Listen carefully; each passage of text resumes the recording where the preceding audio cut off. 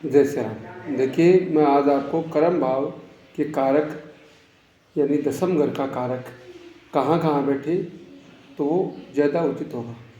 देखिए, तीसरा, छठा, 10वां और 11वां भाव ये सब उपचय भाव होते हैं और 10वां भाव उपचय भाव होता है।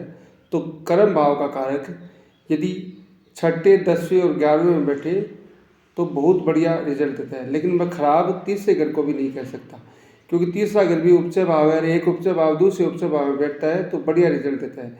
लेकिन तीसरा घर 10वें घर से छठा हो जाता है, जिसके कारण से अनर्गल प्रॉब्लम आती है। व्यक्ति को हर काम में जद्दोजहद करनी पड़ती है और हर प्रकार से वह अव्यवस्थित होकर के फिर उसको यूटिलाइज करता है।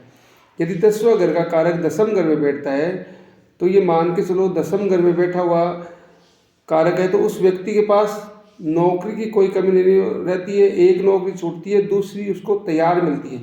अब उसके कर्म भाव पर और भाग्य पर, गुरु पर ये बात प्रभावित होती है। यदि गुरु बढ़िया जगह बैठा रहेगा तो नौकरी मल्टी सोर्स ऑफ इनकम देगी, और यदि गुरु बढ़िया नहीं है तो फिर नौकरी रहेगी उसके पास।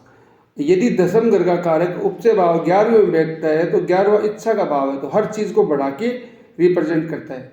तो उपचय भाव में 10वां घर का कारक यदि 11वें घर में बैठता है तो ये सर्वश्रेष्ठ है।